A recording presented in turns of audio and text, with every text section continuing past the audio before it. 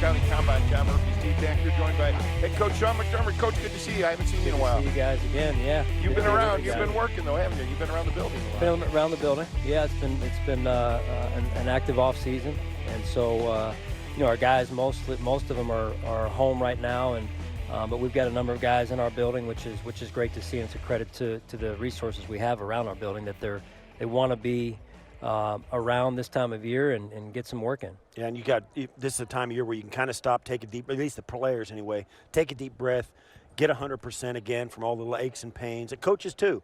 I mean, they get a chance to take a deep breath and then move on to the next thing. And tell us about turning the page and I know season ended, only one team gets a happy ending, but you guys got to turn the page pretty quick.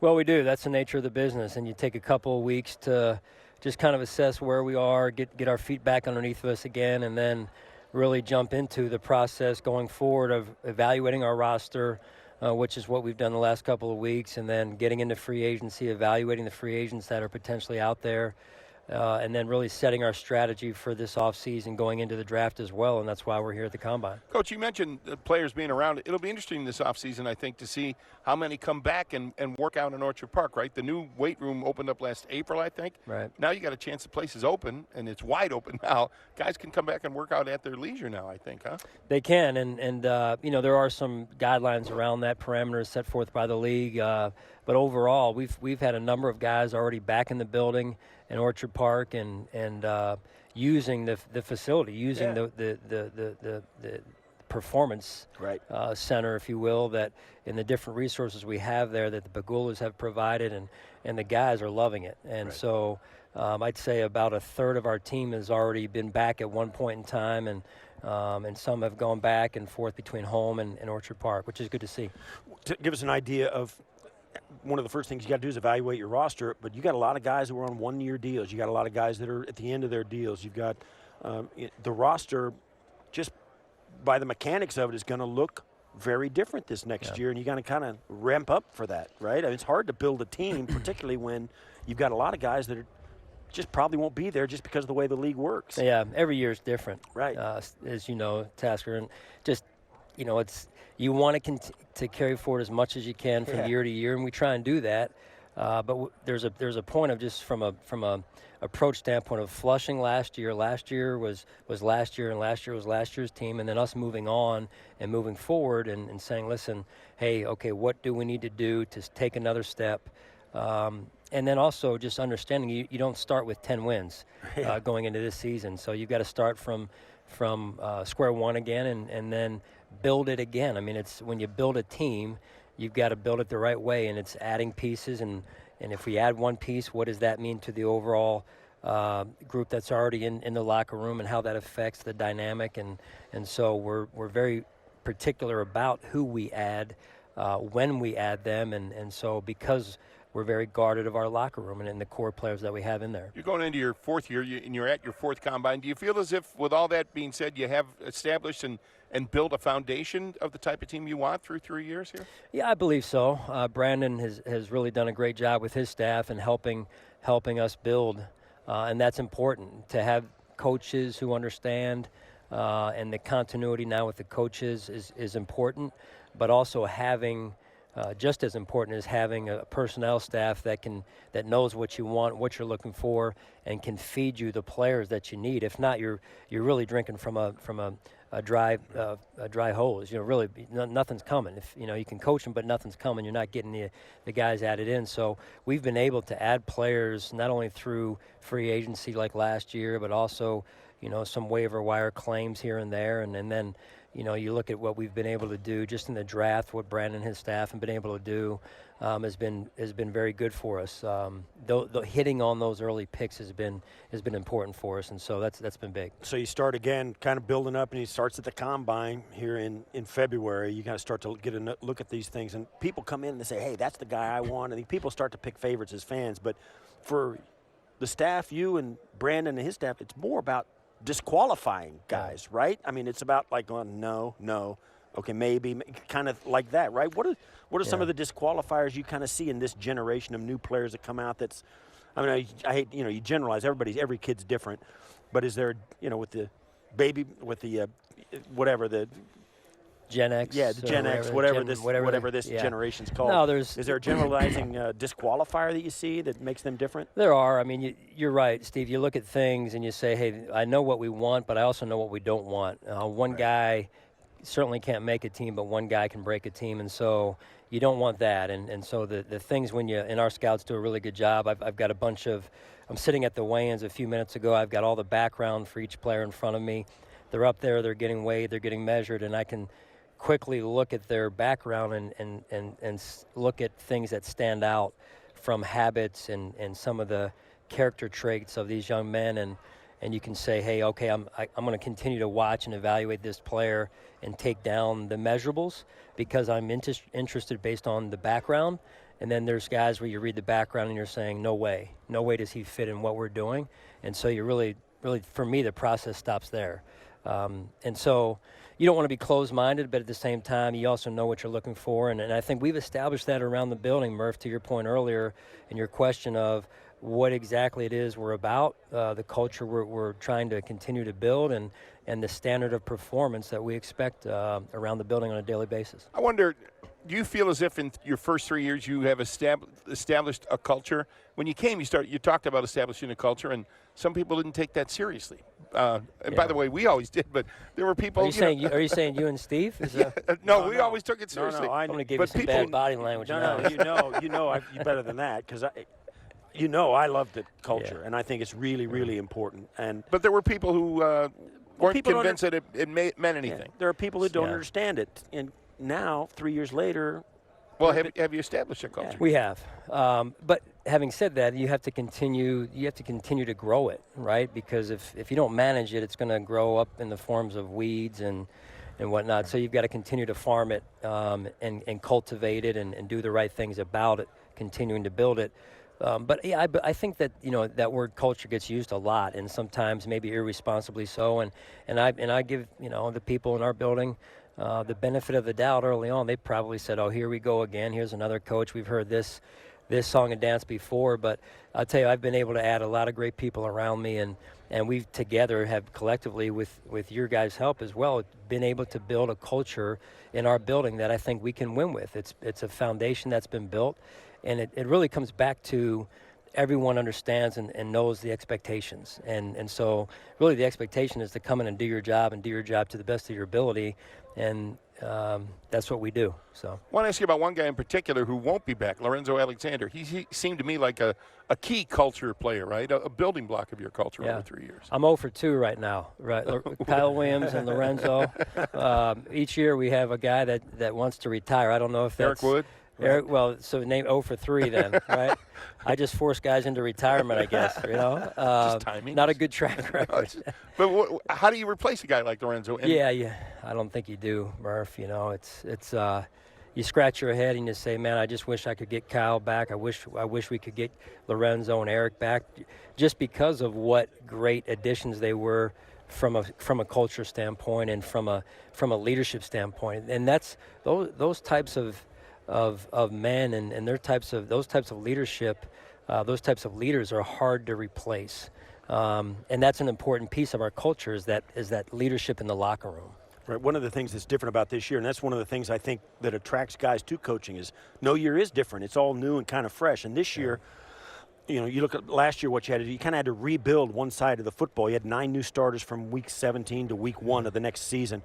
This year, it's not about rebuilding. It's more about replenishing, kind of honing in and trying to, kind of just take another step. And it's a different off season than we've seen you and Brandon go through, where you're going to have to start thinking about re-signing guys like Tre'Davious, thinking about signing guys like Matt Milano. There's some guys that you want to be a part of the team, and you've never had that really before, except for guys like Kyle and Lorenzo and those kind of guys. But you're talking about building block players on the field who are young, getting into their second contract. It's a different kind of offseason for you guys this year. Well, and we want to build through the draft. And so, Steve, to your point of being able to build through the draft, acquire good players, develop those young players, in the case of Matt and Tre'Davious and many others now that we've been able to acquire, developing them and then trying to make them Bills for the duration or as long as we can of their careers.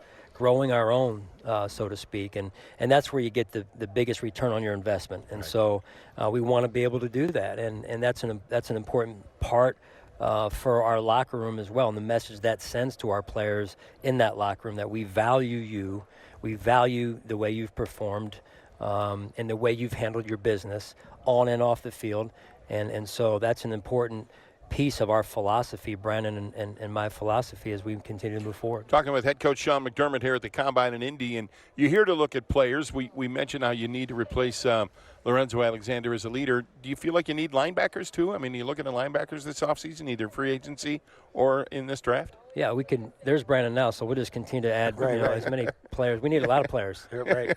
You hear that? We need a lot of players. We need a lot of players. Yeah, we need a lot of help. We need a lot of help. No, we've got what I like is we've got a really good core group of players that absolutely understand what we're looking for. And so, what I love about that is when we do add new players, and that's true every year, through different ways of adding, draft, free agency, the players in our locker room can explain to the new players, hey, this is how it is here. And so that helps make my job easier from getting everybody up to speed a lot quicker when they get into our building, whether it's, again, via the draft or free agency or through the other ways that we can add players. So it's this year, last year you had a top 10 pick, Ed Oliver, kind of fell down to, it was really a guy who a year before that draft thought, man, he's a top 5 pick, and he fell all the way to you at number 9. It's awesome, and you got this guy, and he threw the first horse, now you're picking 22. How fluid do you kind of have to say when you're back that far in the first round of the draft because you were in the playoffs, you got a good team already in the parity, and you got to kind of line your ducks up, be kind of ready for anything because teams behind you, teams ahead of you, all will do different things, and how unpredictable it becomes outside the first 2 or 3 picks. Yeah, so last night we were in interviews and meetings with some of the players last night up until about 11 o'clock, and we met some really, really fantastic young men and who are really good players on the field. And so me just early on in my process with the draft and this group of players, I don't know them all as well as Brandon does. And so we stood up, and after one of the interviews, and I said, where do you think this player is going to go? And Brandon said he'll probably be top 5. And I said, all right, well, hey, I trust you. I know you like to trade, so let's get it going. No pressure, right? No pressure. Let's get it done. So let me just put you on the spot. There's a number of players who you covet enough to jump up and get, and however far that jump is, right? There always is. You always want, which sometimes and the bigger that number, have, the bigger that number, the easier it is to jump for one of them. Yeah. The more depth, it's like supply and demand, right? The more houses that are on the market, the better your buying ability is, and so. Where we sit at 22, we still feel like we're going to get a good player. There's a lot of good players in this draft, and it's a deep draft in a lot of ways from what Brandon has shared with me, and especially at some key positions of need for us. So that's encouraging moving forward. How do you like this new schedule at the Combine with the workouts in late afternoon and evening? I'm a routine guy, so I'm adjusting. I'm Murph is too. He's struggling. Yeah, are you? No, we're good. We got to give it a chance. I do think it's obviously. I think every year it's been fascinating to me to watch every year that I've been here how the combine process has evolved and to where it is now, and what a production this is, right? It used to be, as we were talking before we came on the air about, it used to be a lot of meat on the bone, and that's still the case, but it was very just about the process. What you needed, you came out here and you flew back, and now you look around us and we're in this big convention center, and there's a lot of cameras, and there's a lot of other stuff that goes on here as well. There's a couple of teams who have actually started to leave some of their coaching staff behind because it does. Rams and Broncos. It is a little bit of an assembly line, and there's, and for those coaches, and I know you're one of them, you get what you need off the film. And the numbers are what they are. You don't need to lay eyes on this guy.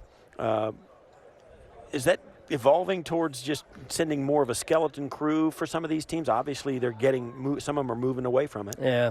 I think everyone, Steve, has their own reason for doing what in those cases those teams did. Overall, there's nothing, and you're right, you can get on tape the workout, you can see on tape the player on the grass, but what you can't get is you can't sit across from the player and get to understand them as a person and what has motivated them to get to them to where they are here, and even ask them about some things, maybe some glitches in their background that has come up that you just want to get a better feel for and drill down on. And so I think that piece, that's a critical piece that I think you don't get if you're not here, especially with the number of players that are here. Sean, the last thing I have for you, it's a schedule question in general, like your off-season schedule. Where are you? What do you want to tell us about, off-season workouts for players and camps and that sort of thing? Well, we're excited about where we are. We've made a lot of good progress this offseason. Again, we're at a different point this offseason, Murph, than where we were last year this time, and we feel like we're further along in our growth cycle, and so that's a credit to everyone in our building, and so we're excited about where we're going as an organization. I think there's exciting times ahead in a lot of ways for us, and now what's ahead for us now is really embark on the beginning of free agency in the weeks that we get back and really finalize and really strategize our final thoughts on that period in time, and then getting into the draft. I mean, the coaches will be starting to fly to different college campuses and make sure we have the right evaluations on these players. And so, again, that the goal here at the end of the day, at the end of these next 3-4 months, is that we come out of this time period where we can add players and also practice once we get back into, May, June, and whatnot, and July, that we can be a better football team than what left X amount of months ago. Last thing I've got for you, in a perfect scenario, how much differently will your draft outlook be after free agency hits in a perfect world? Yeah, well, in a perfect world, we can go into the draft and we can look up at the board and Brandon can say, you know what, we really don't have a glaring need. Right. You really don't want to be shopping hungry as you sit, in the minutes leading up to the draft. That's not really an advantageous position to be in, and so every year is different. Sometimes it doesn't work out where you're going to be in that situation, and we've been in that situation in the couple of years as we tried to get some things straight here with the salary cap and whatnot with some of the needs. But overall, I think we're getting it to the point where we hope we can be in that situation leading up to the draft. Thanks. Hey, Sean, thanks. Yeah, good to see you here, guys. Great to see you Enjoy your time. Yeah, thanks. Look forward to it. Head Coach Sean McDermott. This is One Bills Live from the NFL Scouting Combine in Indy. This is Buffalo Bills Radio.